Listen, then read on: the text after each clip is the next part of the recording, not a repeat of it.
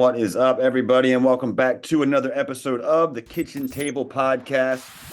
And as I say every episode, we have a special episode, but we do have a special episode. I have my coach and good friend, Ryan Stewman, in the house at the table. Ryan, what's up, brother? We at the kitchen table, dog. That's right, man. This is actually a long time overdue, man. I was pushing this because I wanted to do this in person, but with everything going on with the family, with the business, there's no time like the present. So we're virtually doing it right now, and eventually we'll do a real actual kitchen table meetup, even though this isn't technically a kitchen table, but we'll get you in, and or we'll come down there to Texas, man, and do it there. It's okay that it's not an actual kitchen table because nothing on the internet is real, so it's okay. We're just following the protocol of the internet. So yeah. That is true. Nothing on the internet is real at all. Nothing on the internet. Half the people you see, half the things they say. Yep. It's sad, but and the truth be known, this is just artificial Kenny and I. We're not even really here. We're just AI, me and him. This is all one big. That's probably what it'll be like in the very near future. But I mean, on that note, if I can clone myself with artificial intelligence and like go take a break for a minute, dude, I'm 100% in. Like, name your price. Like, I'm there, bro. I'm sold. You don't even have to me. Just shoot me the link. You know what I'm saying? Have a whole bunch of Ryans just running around, running the office. That actually would be dominant. That would be amazing, right? Just a bunch of Kenny. It would be fucking chaos, but close all the sales. I'm gonna say sell a ton, and I feel the same here, but it would also just be, we'd probably be like at each other's throats 24/7. You know what I mean? It was a bunch of Ryans running around, we'd all be fighting over who gets to bang my wife anyway. So, Yeah, that would, you have to clone enough Amy's to make the ratio. Yeah, no, like Rick and Morty, if you've ever seen that, they're the same in other dimensions. Yeah, that's what we're gonna have going on here. So I love Rick and Morty. I saw your painting. So Ryan and I have been working together 2 years now, right? A little over, I think. Right? It was a year in October. Yeah, so whatever, right? So close to 2 years. Yeah, almost. Feels like forever. I know it does, man. It really does. So much has changed for me. So Ryan runs Apex, if you don't already know that.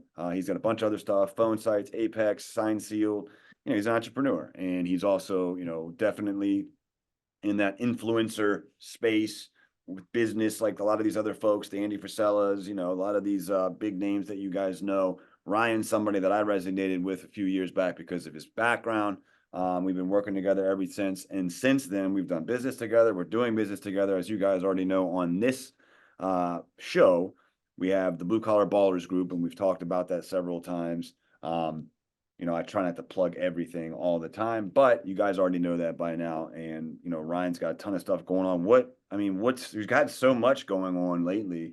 Can you kind of catch us up into like what you've been up to most recently? Because I just see change after change, but all for the good. So what's been new in your world?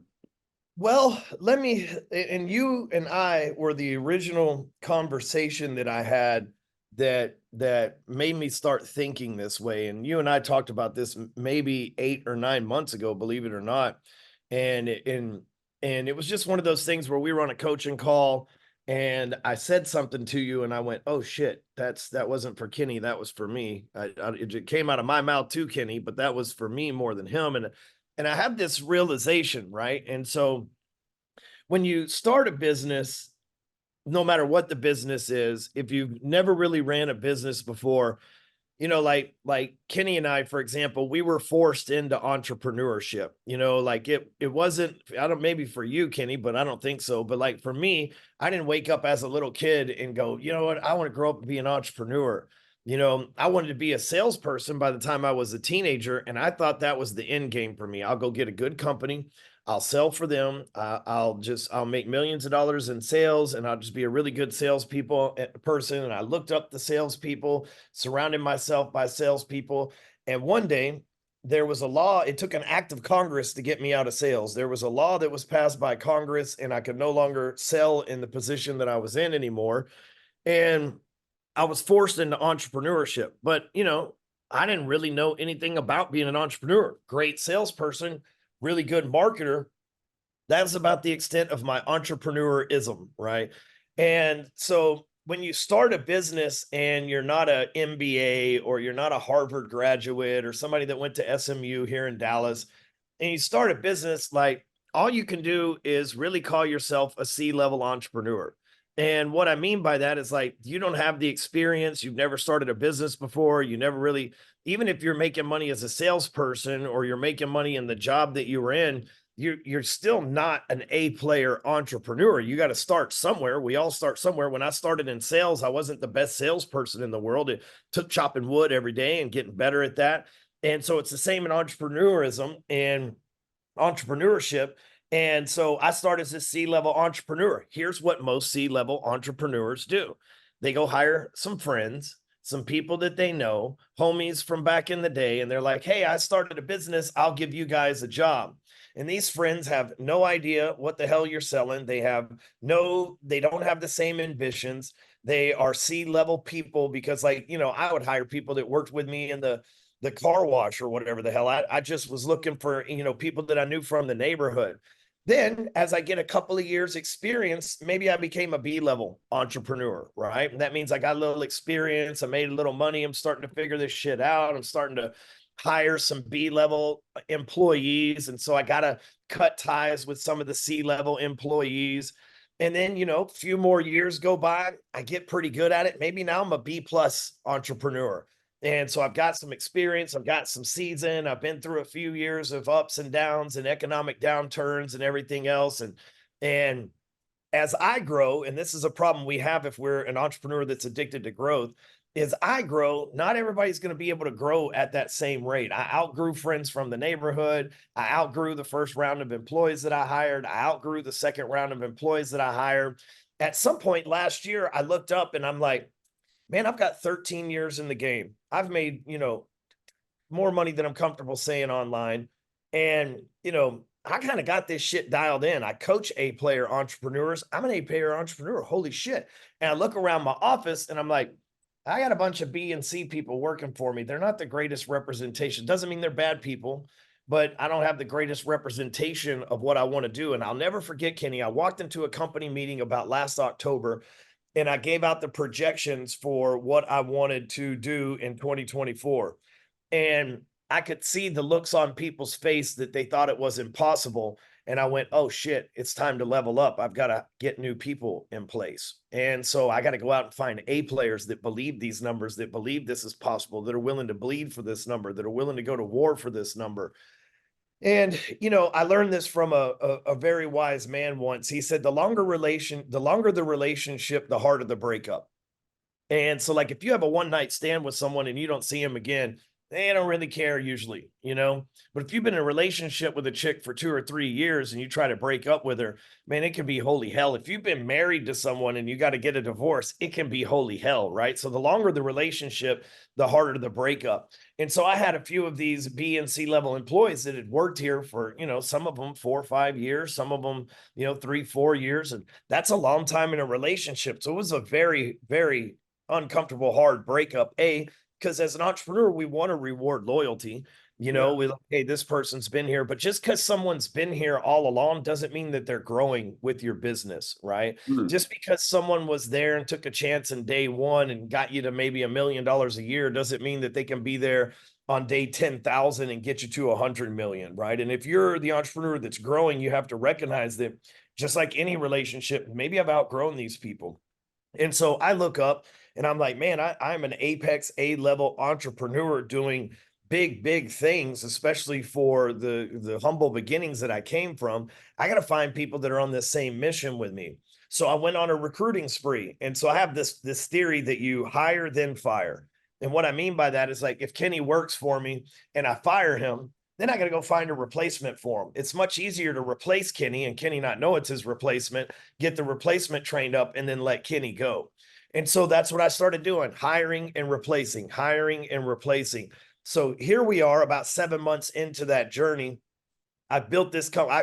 I literally replaced all but 3 employees. And so now we have 30 people working here, A players, top of their game. We had a record month last month, people that are on the mission, that are bleeding the core values, that are great representations of us, that care, that are pushing hard. But I'll be honest, I'd like to be like, oh, and the breakup was easy, or oh, that life is great. And man, it was a big struggle. In order to level up, we not only had to level up our personnel here in the office, we had to level up our technology. And we went 2 freaking months without collecting payments because the technology skipped and all this shit. So now I've got new people I'm training that don't know shit about fuck. Because they're new doesn't mean they're not A players. It's just they're new. They don't know. You know what I mean? They're still learning the SOPs. They still need to know what the KPIs, the products, all this stuff. That's what happens when you get new people. Then I'm missing payments. Then I was supposed to close on about $100 million worth of real estate in March, and it just now closing next week. And so I thought, okay, I missed these payments. It's going to be okay. I got this big deal that'll hold me over. And then that didn't come through, bro. Right before the end of the year, I got hit with an unexpected 7-figure tax bill that I was told that I wasn't going to owe taxes. And then last minute in October, the day before taxes, they're like, oh, surprise, you owe $1 million. I just said I have $100 million in real estate. I went and spent that money investing in other real estate, $2-3 million in real estate. And so literally, not only was I hiring, replacing, and training people, I was fighting bad breakups. I was trying to build a business, trying to retrain, retain, recruit, and missing payments, missed a freaking giant real estate deal that's just now closing 3 months later, 2 months later. I mean, talk about a kick in the nuts, and then another kick in the nuts, and then another kick in the nuts. And then here's a tax bill that you are unexpected to pay. And I don't care how rich you are, 7-figure tax bill, unexpected. Any 7-figure bill, unexpected, was rough. And back in November, I quit smoking weed.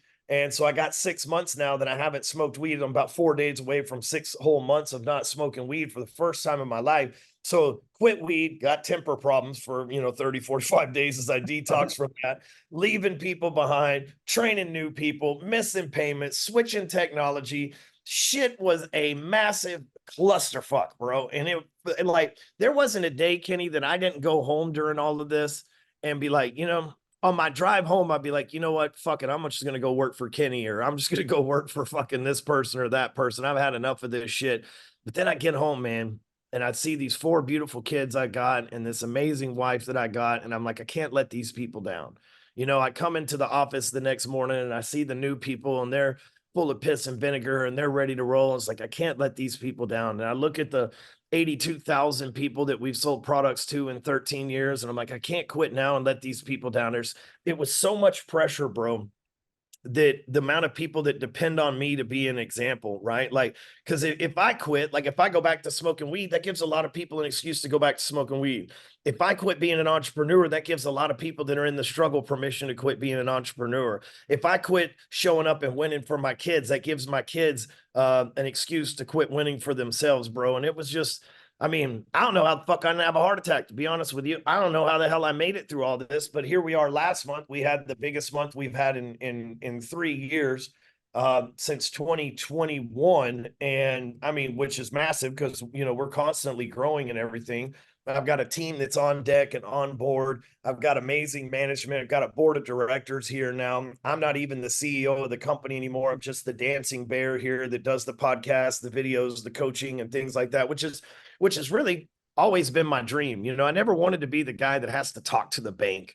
I never wanted to be the guy that has to deal with the CPAs. Those guys suck. They're nerds. They're not my personality type. And, Yeah.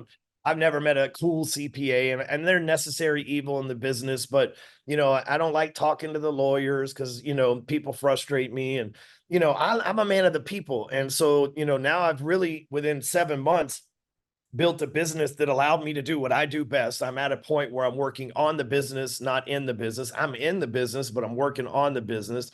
I'm leading the people. I'm doing my core skill sets, training the team, helping the clients, marketing and getting the leads and stuff. And I'm slowly working my way out of those positions as well. So, I don't know if that's the answer you were looking for, but we go through these evolutions where we have C players, then we become a B player, then we got to go get B players. Then because A players all have a job. And A players aren't going to leave their job for an A player corporation to come work for a C-level entrepreneur. So you got to take what you can get. B players, they typically have a job, but they're not going to come work for a C-level organization. They're not going to leave a B-level organization to come work in a C-level organization. So once I grew to the point where I was like, hey, I can afford these bigger salaries. I can afford this better talent. The A players aren't going to come work with B players. They're not going to show up here and go, that's your manager. That's your board of directors. That's who I answer to. I'm better than that person. Why would I answer to them? So, man, I had to make the whole flip. So we go through these evolutions as an entrepreneur, and this doesn't mean that it's the end for me. I'm trying to do this for the rest of my life, so I don't expect everybody here to be here for the rest of my life either. And as I get better, I'll attract better people. As our culture gets better, it'll attract better people. As our organization gets more dialed in, because that's what organizations do, they're constantly getting more and more dialed in, will attract better people. And so, it's a lifelong process of leveling up. If I look back 10 years ago, I can't believe I used to live that way. If I look back 20 years ago, I can't believe that I was even that guy, right? Because we're constantly growing and getting better. And so, basically that's what's been going on here in Plano, Texas. Well, that was a hell of an answer, man. But I knew that was what I was. Yes, that was exactly what I was looking for. You've had a lot going on, man, and I know that because I know you. But I wanted to get. This is a podcast where a big part of our demographic is, either in sales or business ownership. Either way, it's high stress, high. We deal with a lot of people, and I know what you've been having to deal with. And so, yeah, that's. I think I really took a lot away from, especially like I'm currently going through a scale myself, because you sit on my board of advisors, so on which you sit. So one of the things we talked about was we have some really good leadership pieces that we just got. And one of those leadership pieces and I were just speaking because we had to part ways with some installers. We just had too many service calls. And frankly, we've had them for a while. I just tend to hang on maybe emotionally. I don't know. You said that, right? The longer they've been with you, the harder the breakup. Well, they've been with us since almost day one. And they play on that. Like, well, we've been together 3 years. And it's like, well, brother, we're growing. We're platinum, the fastest to ever get there. Now we have new standards that adhere to, and you're still same spot, same place. Like if you're growing with us, great, but you're not. And so like we had to part ways. We had to part ways with a couple things and people and businesses we were really affixed to for a long time, if nothing else, just because that's what was comfortable. Yep. It's very uncomfortable to make those moves, but I think they were for the better. And it's good to hear that. But like, what advice could you give, fellow entrepreneurs, because I've heard by the time you make that decision, it's probably, I've heard the thing that Brandon always says, by the time you let somebody go, it's usually 6 months too late. Is there any advice you can offer, having just gone through that on a higher level with C-suite candidates, on like what you would have maybe done different, like quicker, sooner, and how to kind of identify those things so you don't have to go through, when it's too little too late, even though it's probably what's going to happen every time anyhow. Yeah, a smart person once told me, being an entrepreneur is the constant shitstorm with an occasional sunny day, but most people expect it to be the opposite. They think, oh, I'm going to build my own business and everybody's going to support me and life's going to be great. And then you're like, hey, where's my support? Where's the greatness? Oh shit, I got to go find strangers to take the first risk on me. I got to go hire strangers. None of my friends believe in me. And like you find out the hard way that it's the hard thing to do. That's why, most businesses within the first 3 years go out of business. We always hear that statistic. And the reason why isn't that they didn't have good expectations and good intentions and a good business plan and a good product. It's that the shit's hard. And a lot of people go, you know what? I'm going to tap out. That ain't for me. I like working for somebody. Right. And so, the fact is, here's what I could tell you. You want to constantly replace and then fire. And I said that earlier, but what I mean by that is I'm constantly hiring salespeople. And that means that I've got to get rid of, if I'm hiring constantly salespeople, then that means I've got to constantly be cleaning out the bottom 10%. Okay. The people come in, somebody else shifts to the bottom, somebody else shifts to the top. I can't keep the bottom around. And look, it's always going to be 6 months too late, because in my instance, the people that I had to let go, dude, they were And I had no idea, but they were like certified ass kissers, dude. I just thought they were cool people that were doing their job. And man, they would come and sit in my office and pretend that it was rainbows and sunshine and everything was perfect. And they're on the dream team and they're company people. And then they'd be at the water cooler talking mad shit about me 5 minutes later, and things they would never say to my face and things they know that would get them fired. And like I didn't know that, but as soon as I found out about it, like one of my employees, one of the new guys overheard him. And he's like, "What's up with these people?" And I was like, "No shit. All right, well, let's get rid of them." Right. So, but I don't know for how many months that had been going on or what caused it or anything. And, most people, they show up in front of the boss or the leader or the CEO dressed like, Will Ferrell and Step Brothers. They got a tuxedo on and they're putting their best foot forward and it's a 2-for-1 deal. I'm gonna work twice as hard as everybody else in here. And there's 2 of us, blah, blah, blah. And then they go and they return to average or normal behind closed doors, and so, I don't know that there is a way to fix it other than now we have a system of how we hire people that's a lot better. So they interview with Sean, then they interview with Amy, then they talk to me, then we leave them with each of our team members. They come here for a full 8 hours. We leave them with each one of our team members. And at the end of the day, we all talk and make sure that we all agree that the person had good vibes, good personality, belongs, can do the job. And if we don't all agree, that means every employee here doesn't agree that we want this person on the team. We go find somebody else. Wow. So, in the past, it kind of works like this. It's like, I need a position filled. You say you can do it. All right, here you go do it. And then especially if you're a small-time entrepreneur, you're so busy doing your shit, you're just hoping they figure out their shit because you ain't got time to train them. You ain't got time to pour time into them and do your job. But, so you don't really get to know those people. You just assume that they're doing their job until one day you find out that they're not. And you're like, well, shit, I guess I got to let this person go because they're costing me time and money now. Whereas now I have somebody who trains them. Somebody comes to work here, Sean trains them. If they come to work in operations, Brittany trains them. And so, now I've got that time that bought back to where I know Brittany's doing her job. I know Sean's doing his job. So I don't have to worry about them not training the other people. But honestly, until you get to a certain financial point to where you can afford A players like Sean and Brittany, and you can afford good people to come work for you and you've built the good culture and stuff, you're going to be burning through that cycle of C, B, B plus, A plus, so on and so forth. Man, and you said it right too. Like I've thought like really long and hard about some of my training methods because I've done exactly what you just said with like maybe not in the role that I'm in or like delegating, but I have a bad habit or had a bad habit of expecting someone to be me. You know what I mean? Like, well, They don't exist. There's only one Kenny. Yeah.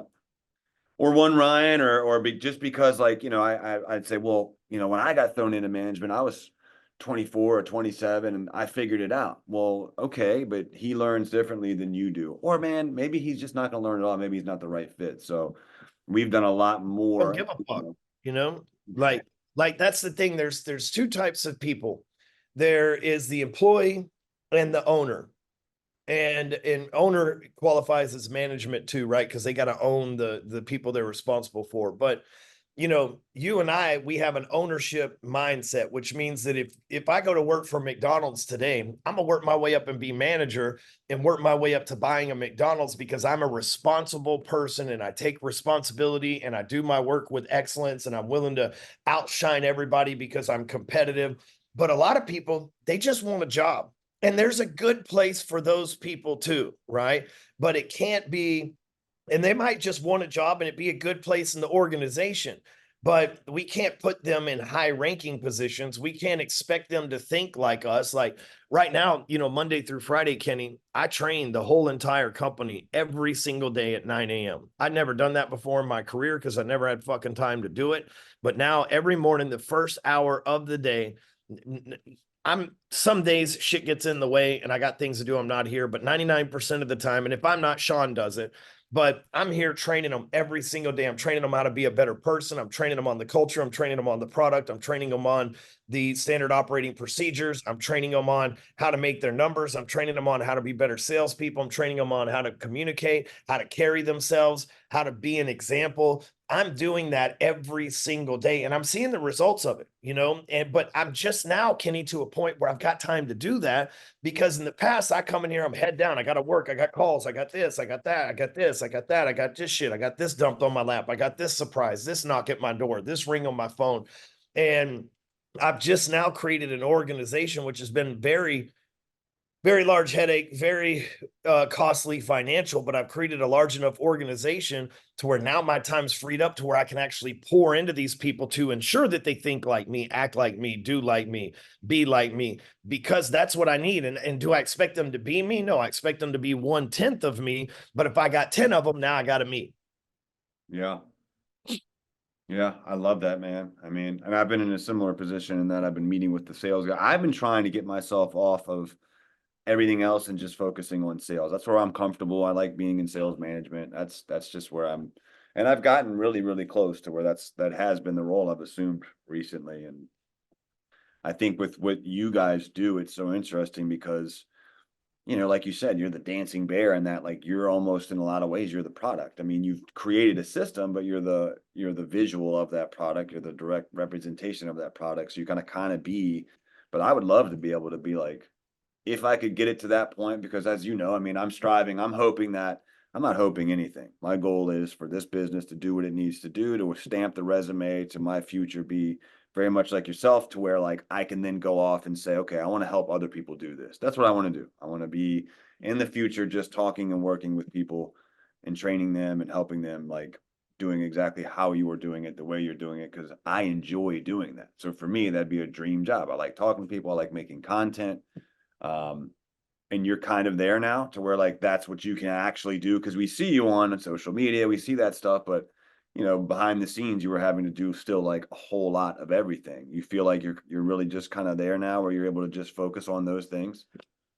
Yeah, and I'm not I'll never be at the level I want to be, because I want to be always moving the bar, but my job here is I'm the handshaker and rainmaker. That's what I do. And it's not so much that I'm the product, which I guess in some levels I am, but in phone Yeah, I sites, get I'm it. the product, and Closer Capital, I'm not the product, but at Apex, I'm a major portion of the product. And so it's my job, in the past, before I had Sean and Amy running things here, if something went wrong, I had to be the deliverer of bad news. Hey, you're fired. Hey, we don't need you as a client anymore. Hey, you made these mistakes, and if you don't make that right, you got to go. And they've taken that off of me to keep me as more of the political face, to where I'm kissing babies and petting dogs and all of that stuff. And that's been huge too, and because it's a lot less stressful for me, and it maintains that, it keeps me in character, because I hate delivering bad news anyway, but I didn't have anybody else who could do that. And with the other thing is, we have to figure out, like, we get into to be an entrepreneur for a specific set of reasons. We're good at sales, we're good at marketing, we're good at people, or whatever that thing, good at numbers, whatever that thing is. You've got to hire enough to where you can focus on those things you're good at. Like, I'm not good at hiring people. I want to give everybody a chance. Kenny, you do heroin? Fuck, cool. I'll give you a job. We'll get you off of it. You know what I mean? Like, I believe the best in everybody, which is a terrible mindset to have as a hirer. A hirer should be the skeptic, But what I am good at is training.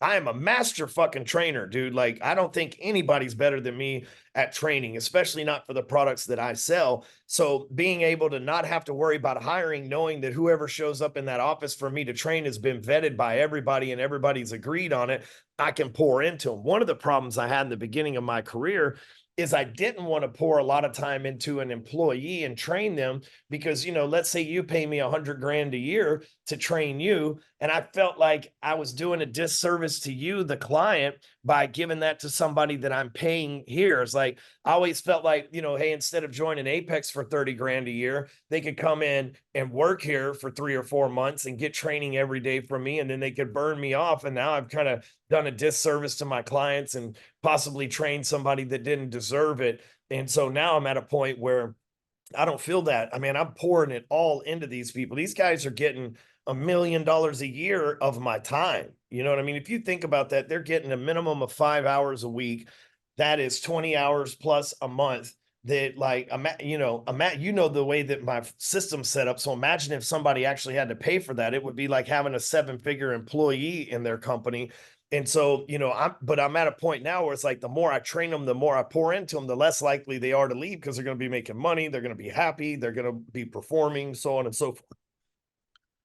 This has been, I hope you guys are paying attention. I mean, a lot of people, to your point, pay a whole lot of money to have Ryan train, or his system or his coaches, you know, train their businesses. And I hope that's that's the vibe and the feeling here on the show, is that we get these folks that either I've paid or made a great connection with, to come in and drop some serious value, man, at absolutely the low cost of $0. But in all seriousness, you were getting ready to say something, actually, Coach. What were you going to say?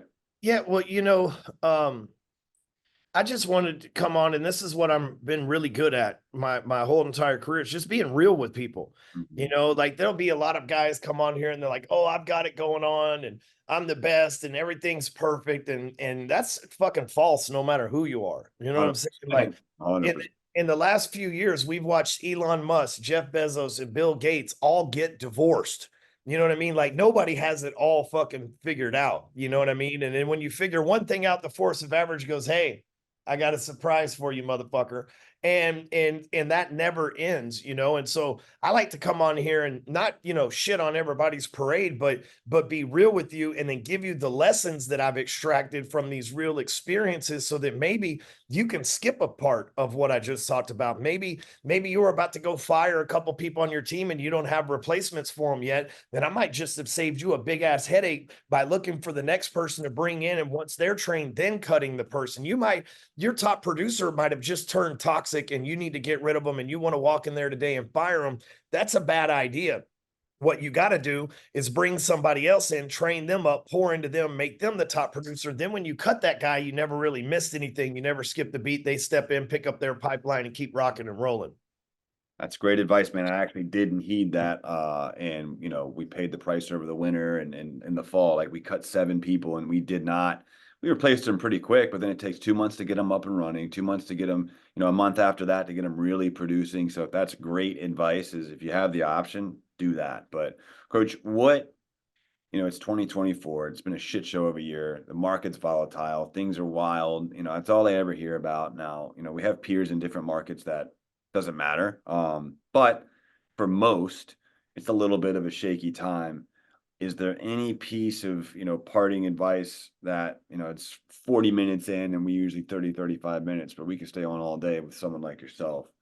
But I really want to make sure that the listener gets to get from you what I get from you. And, if you were to give anybody a piece of advice, like, look, man, it's 2024, I get X, Y, because you and me are both well aware of what's going on right now. But as a business owner or someone in sales, someone who's dependent on the market, is there anything that you would impart onto them? Like, look, ignore it, or do this, or what would you say is like, this is something I would focus on because of this year? Or would you just say, fuck this year, do your goals? Well, that's a great question. We kind of got spoiled from 2016 to 2022. Money was everywhere. Trump was in office. And whether you like the guy or not, I could give two shits. The facts are the facts. The economy was better than it's ever been before. And whether, I don't agree with everything Trump does. And, I don't agree with everything Kenny does. And I love Kenny, you know what I'm saying? But you cannot deny that Trump had the economy better. Okay. And so let's just talk about facts. And so money was everywhere. Even when COVID hit, the government stepped in and they fucking put money in everybody's hands and forgave PPP loans and lowered taxes and all these things that help us as business people.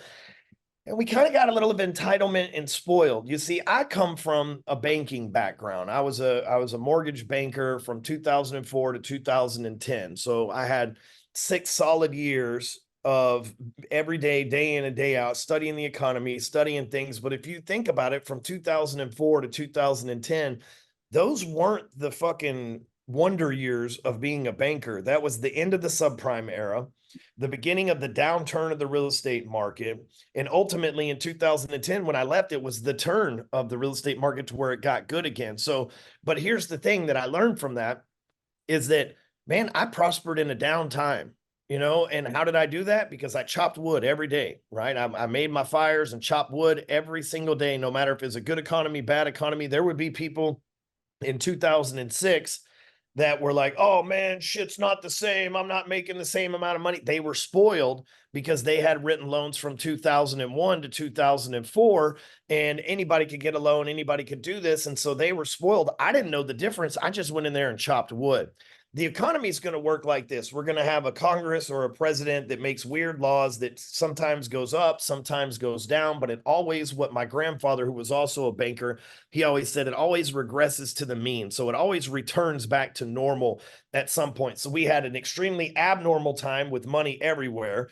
And now we have an extremely high inflation, and which is because money was everywhere. And we have an economic downturn, and some industries and some sectors of the market are down dramatically.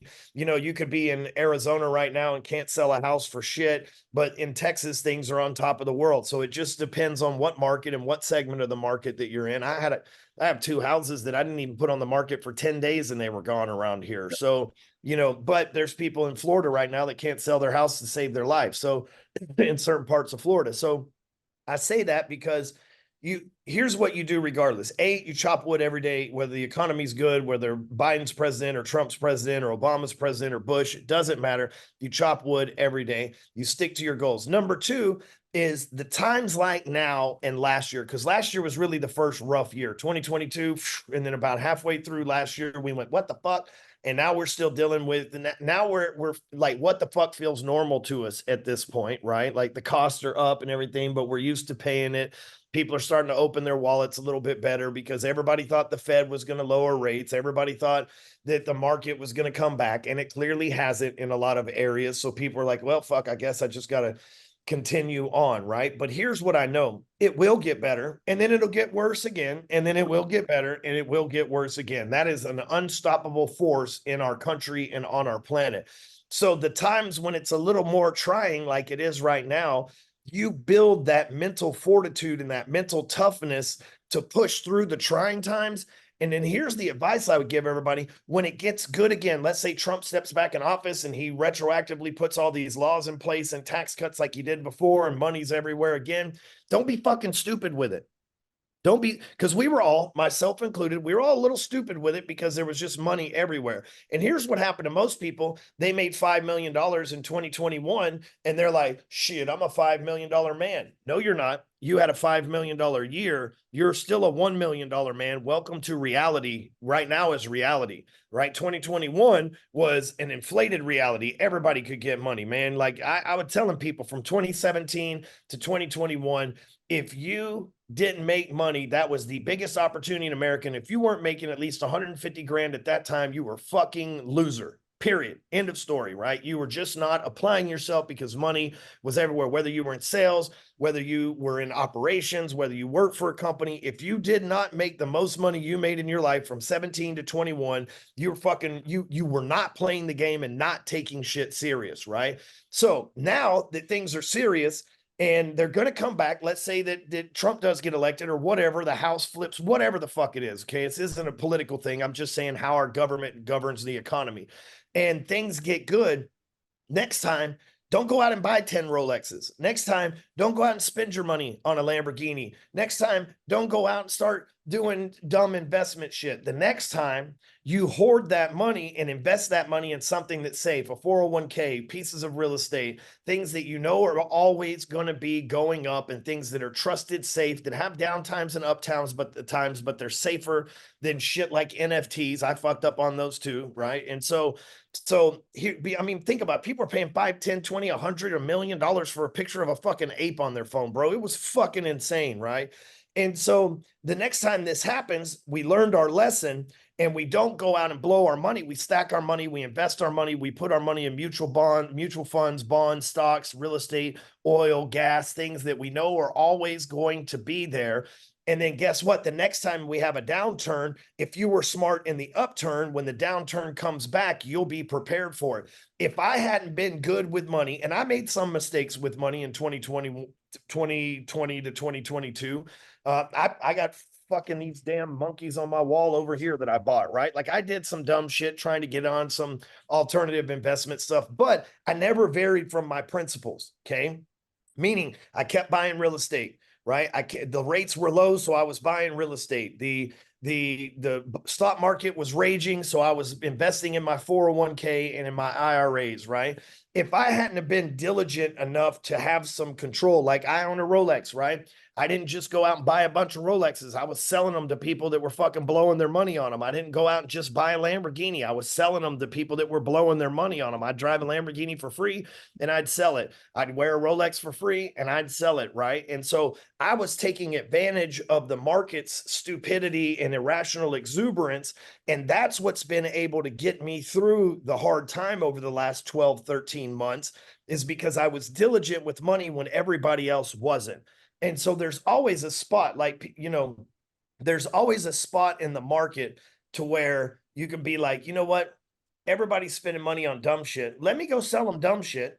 Okay. Let me go. Like, if they're all blowing their money on Rolexes that are worth twice what they cost in the store, let me go to the store and buy some Rolexes and sell them to these people. They're going to pay for it somewhere. They might as well pay it for me, and let me capitalize on that shit. And if I want a Rolex, then I can make enough money from selling Rolexes to own one. If I want a Lamborghini, I can make enough money from, like, I had a Lamborghini STO. And I don't remember the exact numbers, but let's say I paid $350 for it and then sold it for like $475. So I made $125,000. I went out and paid for a McLaren 720 that I still have today, that I don't hardly owe anything on, because a dealership, not even an individual, a dealership was willing to give me that much more for that car at the time. And I was smart enough to order it ahead of time because I saw the trends and I saw what people were doing. And so now I got a cheap ass fucking exotic car that I drive, while everybody else is paying, you know, $11, $12, $13,000 a month for a car like that because of interest rates and everything else. If they want one right now, I got one that just cost me a couple $1,000, and I write it off through my company because it's a marketing tool and a company car, and I don't drive it other than company functions if the IRS is listening. And so, you know, I've been able to make smart decisions in good times that allow to carry me through downtime. So if you didn't make smart decisions last time, that's okay. Struggle and chop wood. But when the market comes back, make wiser decisions next time, so that when the market goes down again, you'll be able to carry through that. And if I wasn't good at saving money, there's no way we'd still be in business, because I had enough money saved and put back and profited from, to where I could dump in during the hard times to get me through. I mean, we bought you know, a building that's worth $10 million. And, you know, we had to do a couple of $1 million worth of renovations on it, buy a couple $1 million worth of furniture and shit like that. Right. And if I wasn't good at, like, and I thought the train was never going to end like anybody else. And I look up one day and I was like, fuck, I owe $2 million to these people. And I got to pay it. And the money is nowhere near in 23 as it was in 22 when I bought this thing. I had to get my shit together, you know, and I had to cash out some of my personal funds to be able to pay for this. But now here we are in 2024. I've got so much equity in this building that I've got a line of credit against it, that I'm using that line of credit to go buy other investment properties and flip them, and other ranches and flip them. So I made some sound decisions. So again, the biggest thing that I would tell everybody is chop wood, stick to the goals. If you miss the goals, work harder. But next time when the economy picks back up, make better decisions and put your money back, and don't just upgrade your lifestyle. I never went to wearing Gucci shirts. I never went to wearing, you know, fucking Louis Vuitton bags and all this shit. Do I have Louis Vuitton bags? Yes, but they were gifts from Brandon Brittingham, and, you know, things of that nature, where I see people all the time, they just blow almost, I mean, they'll make $1 million, figure out a way to blow $1 million. I make $1 million, figure out a way to still live on $250,000. Yeah. I've got my wife's car's paid off. My F-250's paid off. My mortgage has a less than 3% interest rate on it, on a 10-year note. I pay less for my $2 million house that I've lived in for 6 years than most people in this area pay for a 3-bedroom mid-tier B paper apartment, right? And I never went out and bought another nice expensive home. I bought an office where I can make money from it. I went and bought a ranch that I can make money from it. So make wise decisions. There's a great book by a guy named Keith Cunningham called The Road Less Stupid. And The Road Less Stupid, he talks about some of the decisions. He's an older guy, so he's talked about some of the times he's been up and some of the times he's been down, the lessons that he learned from them, how he learned to have thinking time every day and journal and stuff like that. It's a great book because, you know, here's a guy that was worth, I think you said at the time, 10 to $15 million. And they had these, you know, all this real estate, and then the real estate market crashed and they lost it all in about a 48-hour period of time. And he was back to being broke, you know, and struggling and trying to put a smile on for the public. And this was before social media, but you still had to shake hands with investors and shit and act like everything's good, even though it wasn't. And he talks about some of the things that he did that was stupid, that he's now moving down the road less stupid, hence the title of the book. I think it's a great book that everybody should read so that they can prepare themselves for this. If Trump does get elected, chances are the economy is going to be really good again. That's the time not to go upgrade your lifestyle, but to upgrade your savings, upgrade your investments, upgrade your cash reserves, so that when the times get bad, because we don't know who's going to follow Trump. It could be somebody else that has no idea how to run this country that people vote for. And when shit gets fucked up, you're bulletproof and you're not worried about it because you've traveled the road less stupid. I absolutely love it, man. I think, and I thank you for making that, everybody sees probably the cool things, but they don't understand, like, well, yeah, but I got these and I also sell this, do, you know what I mean? That's one of my favorite things about you, is you're always got that hustler mentality of like, no, I'm not going to just go get this, but I'm going to get this and make money on it. You know what I mean? And I really love that distinction, because I feel like people get wrapped up in seeing the stuff and the things and don't understand, like, it's always nice to have passively, but it could get you in a lot of trouble. And I hope, man, I hope. Do you think that's what's going to happen in November? I know we're not trying to talk politically, but I hope. You got me excited. Well, man, it might. we definitely don't want this old man that keeps shitting himself in office any longer. And No, I think nobody even, could possibly want that. well, some people do, because their commitment to ignorance is just admirable, to be honest with you. But And I'm not political either, man. And by the way, I'm just like, if you're listening to this, like at this point, we're business people, we're business owners. we want what's good for business. Right, man. Like what we've please. got right now is not good for business. And I think everybody is feeling the burn from Biden economically, whether you work at McDonald's, whether you run $100 million a year business. And I think everybody knows that even if we're a Democrat, and look, I'm neither Republican or Democrat, I vote for whoever I like. But, even if you are a diehard Democrat, you've got to admit that this guy isn't the Democrat that you want. You know what I mean? We're literally in World War III. The definition of a world war is when 3 or more countries are at war, and we are literally fighting 5 fucking countries right now. They just haven't called it World War III. We went from peace on earth to World War III within a 4-year period of time. Everything costs more money. They're spending more money on other countries in war than they're spending right here at home. And we need to change that. And maybe somebody else pops up in the game that's not Trump, that's even better. I really wanted Vivek to really be something, because I really liked his policies and who he was. That didn't work out. Looks like we're going to have another rundown between Biden and Trump. We can hope that there's no cheating. We can hope on either side. We can hope that America sees the difference between a mean guy that talks shit and stops war by saying, my nuclear button's bigger than yours, motherfucker, try me, versus a guy that goes, if you want to nuke us, it's cool, or whatever the fuck Biden's doing right now. And we can actually get in there. And again, even if you are a diehard Democrat, and I'm apolitical, but we got to admit, this Democrat is not a good fucking president, right? Like, even if we're affiliated and loyal to the party, dude, look at Kennedy. He was a diehard Democrat that just had to run independent because they just wouldn't let it happen. Dude, I liked Obama. I know that's not popular to say that you liked Obama. So did I, man. I think I might have. I fucking liked Obama. I liked Clinton, and I liked Bush, and I liked Obama. And in my lifetime, I have liked every president since 1979. I have liked every president we've had until this motherfucker right now. So, and the only reason I don't like it, times got better during Obama. Times got better during Trump. There was up times and down times during Bush. There was up times and down times during Bush 1. Reagan had the fucking economy on fire, but he also made drugs illegal. So that kind of fucked shit up. You know what I mean? And so he didn't make them illegal, but he really started enforcing it and stuff. So nobody's going to be perfect, but this guy that we got right now is really atrocious. And hopefully we can just get rid of him. And whether it's RFK or Trump, or fuck, if it's a monkey, if it's a fucking orangutan, it's got to be better than Biden, So that's how I feel. I feel the same way, man. And I really hope, the pessimist in me, which isn't very small, but like, I just worry, man, but there's no point in worrying. My worry would be that they're just not going to let it happen. But at the same token, it's like, you know what? At that point, I think everyone in the entire country and the entire world will see through, like, come on, man. Nobody, you know what I mean? If you had the election today, I just don't see it going. I feel like everybody's so fed up. I sincerely hope that's the case. I didn't mean to go get all political on the podcast, but this is an entrepreneur, personal and professional development based podcast. And my God, like, we need some good, we need some good stuff, man.